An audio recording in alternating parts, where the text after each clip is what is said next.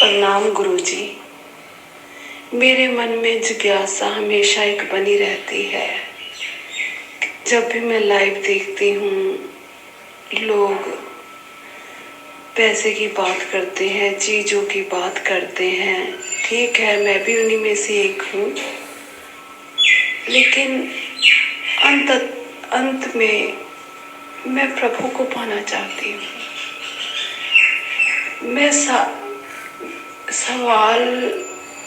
मेरे सवाल कैसे कहूँ, मुझे भक्ति चाहिए। मैंने तो आज तक यही सुना था वृंदावन जाते जाते कि किसी भी संत जी के पास जाओ तो उससे प्रभु से मिलने की बात पूछो।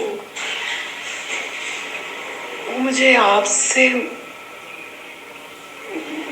जब से मैं आपसे मिली हूँ सब कुछ ठीक है, लेकिन मेरे मन में बार बार एक सवाल आता है कि मेरी भक्ति कैसे बढ़ेगी। कहीं मैं सोने चांदी के चक्रों में अपने प्रभु को न भूल जाऊं, क्योंकि पिछले 10 सालों से मैं वृंदावन जाती हूँ।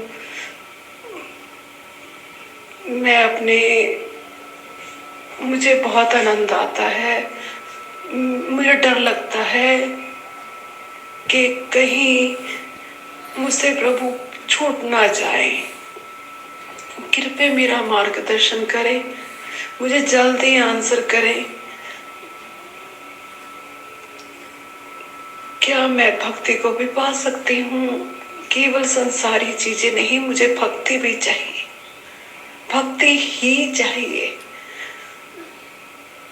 भक्ति ही चाहिए थी। लेकिन जब से मैंने आपके प्रोग्राम देखे तो मुझे घर की कमियां नजर आई। वैसे तो वृंदावन जाते जाते मैंने तो संतों से यही सुना था कि संसार नाशवान है, इसे इकट्ठा नहीं करना चाहिए। लेकिन आपसे मिलने के बाद मैं भी इंसान हूँ, मेरा भी दिल करने लगा कि मैं सोने चांदी की चीजें लूं। लेकिन अब मुझे डर लगता है कि कहीं भक्ति छूट तो न जाएगी, मेरे प्रभु मुझसे दूर तो न हो जाएंगे। गुरुजी, आप मेरा मार्गदर्शन करें, मुझे जल्दी आंसर करें। मैं आपसे मिलने आ रही हूँ। पता नहीं मैंने आपसे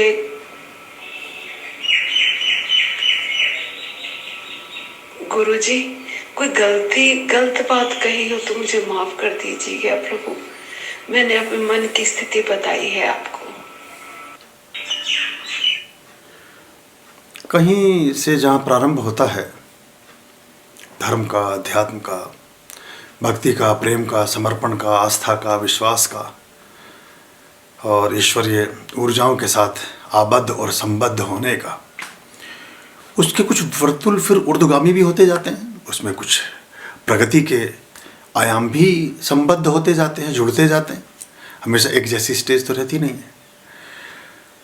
तो मुझसे पूर्वगामी गुरुओं ने जो बहुत सारी बातें कही हैं, ये बिल्कुल ज़रूरी नहीं है कि मैं भी सिर्फ वही बातें दोहराऊं और उन्हीं बातों को करूं।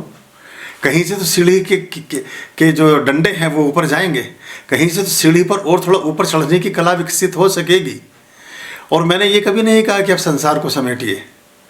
आप जब कुछ छोड़ते हैं तभी कुछ पाते हैं।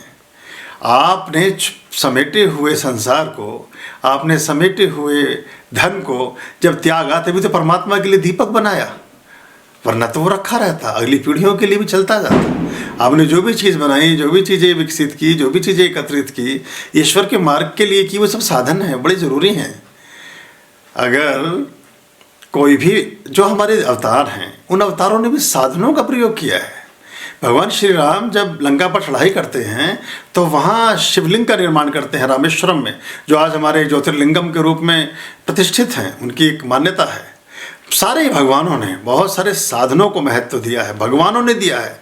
लेकिन इंसान एक्चुअली जो खुद भी कुछ बड़ी, मैं इसको एक उससे कहूँगा कि एक तो देखिए, जितने भी बड़े बड़े मंदिर हैं, जितने बड़े बड़े देवालय हैं, और वो किसी भी धर्म के हों, वो सोना चांदी किसका है? सोना चांदी मनुष्य ना बना सकेगा कभी। सोना चांदी इंसान की ईजाद है ही नहीं।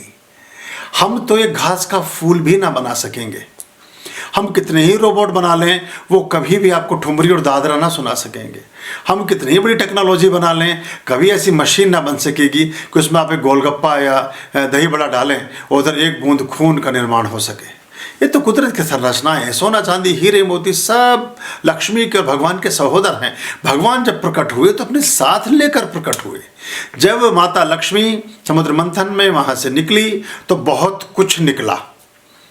उससे निकलने में वो सब संग साथ की चीज़ें हैं और एक संगत है परमात्मिक पदार्थों की, और जहाँ ये होगा वहाँ परमात्मा का प्रादुर्भाव होगा।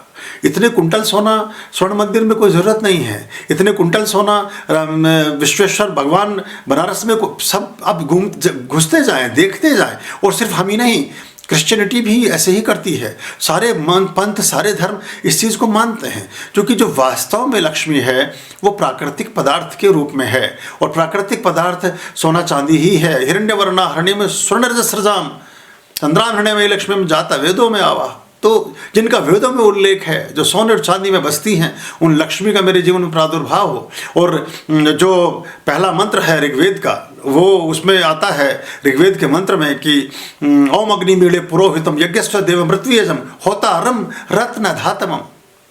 तो अगर पहले मंत्र में ही इस बात का उल्लेख है कि सोना चांदी हीरे मोती रत्न और ये सब, इनमें परमात्मिक ऊर्जाओं का वास होता है। आपने सिर्फ कथाएं ही सुनते रहना है तो भी कोई बुराई नहीं है। चॉइस इज योर्स, आपकी पसंद है। आप अगर भक्ति के अगर आप पगडंडियों पर भटकते ही रहना चाहते हैं जन्म जन्मांतर तक और 100 सालों तक, तो भटकते रहें। जिन्होंने आपको बात बताई, उन्होंने बात बताई भक्ति के मार्ग की। मैं कह रहा हूं परमात्मा के साक्षात्कार की। मंदिर तक पहुंचने का रास्ता बताया जा रहा है आपको, जिसे आप सुन रहे हैं बहुत वर्षों से। मैं कह रहा हूं कि मन में ही मंदिर बस जाए, उसकी विधि क्या है? परमात्मा ही आपके अंग संग हो, उसका विधान क्या है?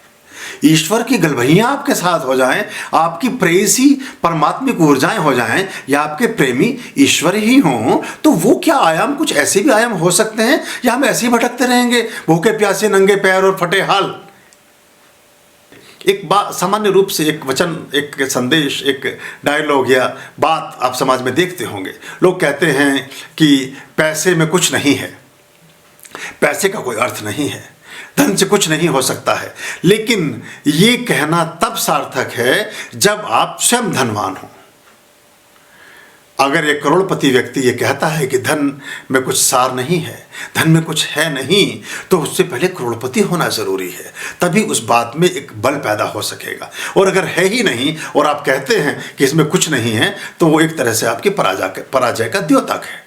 तो परमात्मा को पाइए या परमात्मा की बातों में जीवन को गंवाइए, ये चॉइस आपकी है।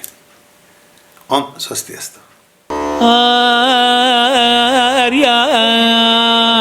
अभयाम भज रे चित संततम आर्याम अभयाम